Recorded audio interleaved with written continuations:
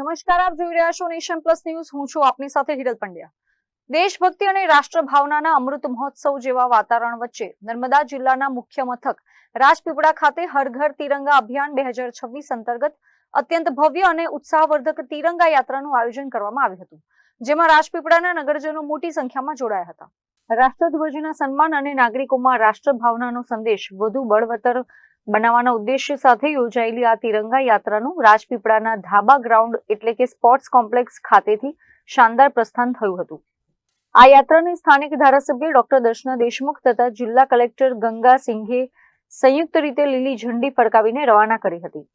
ધાબા ગ્રાઉન્ડથી શરૂ થયેલી આ ભવ્ય તિરંગા યાત્રા નગરના મુખ્ય માર્ગો પર ફરીને વિનાયક રાવ ગાર્ડન ખાતે પહોંચી હતી. યાત્રામાં જિલ્લાના ઉચ્ચ અધિકારીઓ, કર્મચારીઓ, શાળા કોલેજના વિદ્યાર્થીઓ, સ્વૈચ્છિક સંસ્થાઓના પ્રતિનિધિઓ અને મોટી સંખ્યામાં નગરજનો જોડાયા હતા.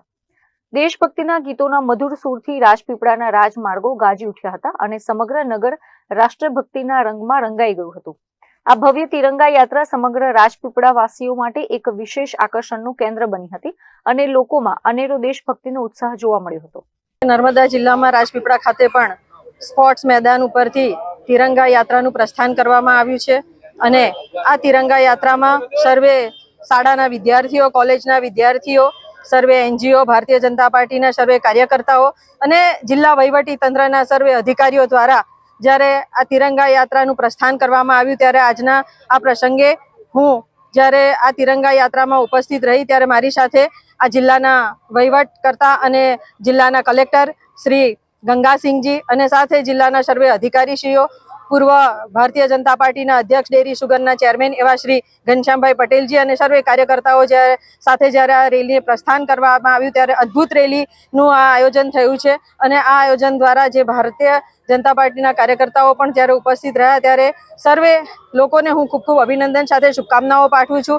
15મી ઓગસ્ટ નિમિત્તે જ્યારે આ તિરંગા યાત્રાની રેલીનું આયોજન થયું ત્યારે સર્વે લોકોના મનમાં જે આન બાન અને શાન છે આપણા તિરંગાની, એનું મહત્વ જળવાઈ રહે, સર્વે લોકો એના મહત્વને સમજે અને મહાન વીર ક્રાંતિકારીઓ કે જેમણે આ ભારત દેશના સ્વાતંત્ર્ય સંગ્રામમાં જેમણે પોતાની જીવનનું બલિદાન આપ્યું છે એ સર્વે લોકોને હું મારી શ્રદ્ધાંજલિ અર્પિત કરું છું. અને આવનારા વડાપ્રધાન શ્રી નરેન્દ્રભાઈ મોદીજીનો જે સંકલ્પ છે કે વિકસિત ભારતનો સંકલ્પ જે એમણે લીધો છે ત્યારે 2047માં ભારત દેશ વિકસિત ભારત બને એના સંકલ્પ સાથે સર્વે દેશવાસીઓને, સર્વે નર્મદાવાસીઓને હું ખૂબ ખૂબ શુભકામનાઓ પાઠવું છું. તદુપરાંત આજે જ્યારે યુવા દિવસ પણ છે ત્યારે યુવા દિવસની પણ સર્વે નર્મદા જિલ્લાના સર્વે યુવાનો યુવતીઓને પણ હું એમને શુભેચ્છા પાઠવું છું. રાજપીપળા ખાતે તિરંગા યાત્રાનું ભવ્ય આયોજન થયું છે. સ્પોર્ટ્સ કોમ્પ્લેક્સથી નગરપાલિકાના ગાર્ડન સુધી રાજપીપળા સિવાય તમામ તાલુકાઓમાં, તમામ શાળાઓમાં, કોલેજીસમાં પણ તિરંગા યાત્રાનું આયોજન થઈ રહ્યું છે. જે રીતે આપણે દર વર્ષે કરીએ છીએ આ રીતે આ વર્ષે પણ બહુ ભવ્ય તિરંગા યાત્રાનું આજે આયોજન થયું છે.